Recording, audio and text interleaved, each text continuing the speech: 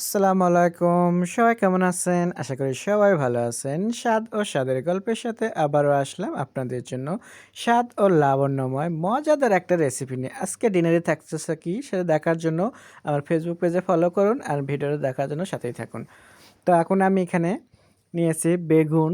দেখতে পাচ্ছেন বেগুনটাকে আমি কেটে নিচ্ছি সুন্দরভাবে। তো আজকের ডিনারে আমাদের থাকতেছে বেগুন ভাজি, ডিম ভাজি অ্যান্ড ডাল খিচুড়ি। সো আজকে মজাদার খিচুড়ি রান্না করে দেখাবো আপনাদেরকে। তার জন্য করে আমি এগুলা রেডি করে নিচ্ছি।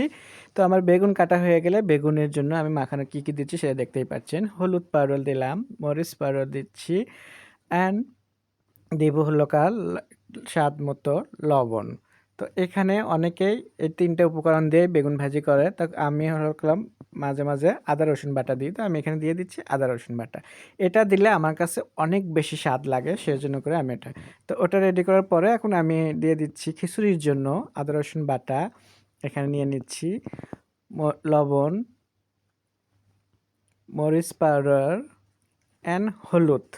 তো আমি এই ৫ টা উপকরণ দিব খিচুড়িতে, আর সাথে থাকছে আমার গরম মসলা। সো এগুলো আমি সব একসাথে রেডি করে নিচ্ছি এখানে টেবিলের উপরে দেখতেই পারছেন গরম মসলা আর আদা রসুন বাটা এটা রেডি করে নিলাম।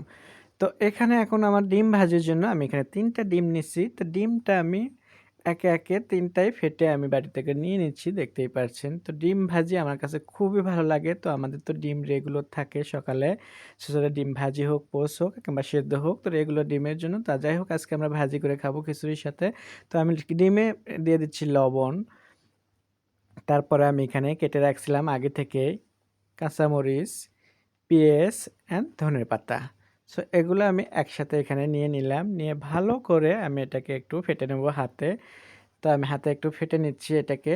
আপনারা চাইলে চামিচ ইউজ করতে পারেন। তো যাই হোক আমি এটা সুন্দর করে ফেটে নিলাম। নেওয়ার পরে দেখতে পারছেন আজকে আপনাদের মজার একটা খাবার দেখাবো। ওটা ফেটে নেওয়ার পরে আমি একই হাতে আমি এখন বেগুনটাকে মেখে নিচ্ছি। কারণ বেগুনটা কিন্তু আমি ১ম এ মেখে নিয়েছিলাম না। বেগুনটাকে মাখানো হয়ে গেল দেখতেই পারছেন আমার। তো এখানে যখন সবকিছু আমি টেবিলে রেডি করে নিলাম, এখন রান্না করতে আমার একদম সহজে রান্না হয়ে যাবে। তো এখানে ডাল আর চাল ভেজে রাখছিলাম আগে থেকেই ধুয়ে আমি। তো চলে যাচ্ছি চুলায়। চুলায় আসার পরে আমি এখন প্যান বসিয়ে দিচ্ছি। দেওয়ার পরে দেখতেই পারছেন আমি এখানে দিয়ে দিলাম তেল। তো তেল দেওয়ার পরে আমি এখানে গরম মসলা দিয়ে দিচ্ছি অ্যান্ড সাথে পেঁয়াজ কুচি। তো এটা দেওয়ার পরে বেশ কিছুক্ষণ আমি এটাকে একটু ভেজে নেব। আর এই ফাঁকে আমি এই পাশের চুলোতে বেগুন ভাজির জন্য আমার একটা প্যান বসিয়ে দেব। তো প্যানটা দেওয়ার পরে আমি এখানেও একটু তেল দিয়ে দিচ্ছি। আর ওই ফাঁকে তো পেঁয়াজ ভাজি আমার হয়ে যাচ্ছে আস্তে, আস্তে করে। তো যাই হোক এদিকে পেঁয়াজ ভাজিটাও আমার হচ্ছে আর বেগুনের জন্য করে আমি তাওয়াটাও গরম হয়ে যাচ্ছে। তো পেঁয়াজ ভাজিতে আমি যে মসলাটা করে রাখছিলাম আদা রসুন বাটা সেটা আমি দিয়ে দিচ্ছি দেখতেই পারছেন। তো এভাবে যখন আপনারা রান্না করবেন দেখবেন যে খুবই সহজে রান্না হয়ে যাবে। আমি সব কিছু রেডি করে নেওয়ার পরে এই যে এখন রান্না করতেছি। এখন কিন্তু খুবই সহজে আমার মজাদার রান্না হয়ে যাবে। তো মসলাটা কষানোর জন্য আমি একটু দিয়ে দিচ্ছি এখানে পানি। তো আমার এখানে নরমাল পানি দিচ্ছি। আমি কিন্তু সবসময় গরম পানি দেওয়ার চেষ্টা করি। তো আমার গরম পানি অলরেডি ফ্লাক্সে গরমে দিছি। তো যেহেতু আগে আমার একটু দরকার ছিল দেখে তাই আমি নরমাল পানি দিয়ে দিলাম। তো নরমাল পানি দেওয়ার পরে এদিকে তাওয়াটা গরম হয়ে গেছে বেগুন ভাজির। আমি এখানে বেগুনটাও দিয়ে দিলাম। তো বেগুনটা দেওয়ার পরে আমি এটা উল্টে পাল্টে সুন্দর করে ভেজে নেব। আর এই ফাঁকে আমি খিচুড়ির জন্য মশলাটাও কষে নেব। আর এদিকে দেখতেও পারছেন মশলা কষে নিচ্ছি। এদিকে বেগুন ভাজিও কিন্তু আমার হয়ে গেছে। উল্টে পাল্টে আমি নিয়ে নিলাম সুন্দরভাবে।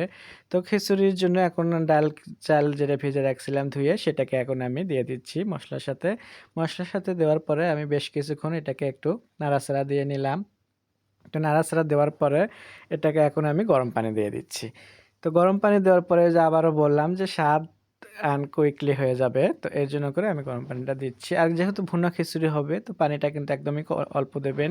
তাহলে দেখবেন যে একদম খিচুড়িটা একদম ঝরঝরা হয়ে যাবে ভুনা খিচুড়ির জন্য। এইদিকে আমার বেগুন ভাজিটাও তুলে নেওয়ার পালা। তো আমি এখন বেগুন ভাজিটাও একটু তুলে নিচ্ছি। আপনাদের দেখতেই পাচ্ছেন সেইভাবে আমি বেগুন ভাজি তুলে নেওয়ার পরে আমি আবারও চলে গেলাম খিচুড়ির পাশে। খিচুড়িটা একদম আমারও হয়ে গেছে। তো খিচুড়িটা যখন হয়ে গেছে, মাঝখানে কিন্তু আমি আরেকটু নাড়াচাড়া দিয়ে নিছিলাম। দেখতেই পারছেন একদম ঝরঝরা হয়ে যাবে যে খিচুড়ি।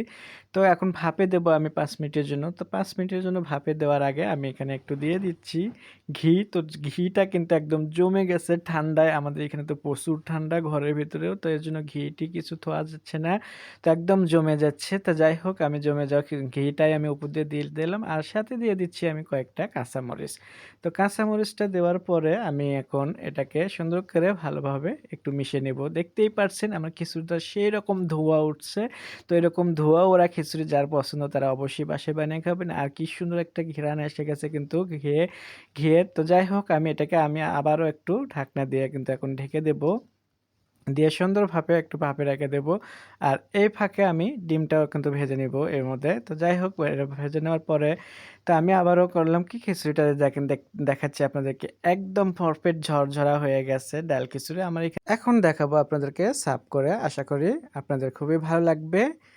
ভালো যদি লেগে থাকে, স্বাদ ও স্বাদের গল্পের সাথে থাকবেন। বেশি বেশি করে শেয়ার ও কমেন্ট করে নতুন নতুন ভিডিও দেখার জন্য সাথেই থাকবেন। আর দেখতেই পাচ্ছেন কত মজাদার আজকে ডিনার নিয়ে আসলাম। সবাই ভালো থাকবেন।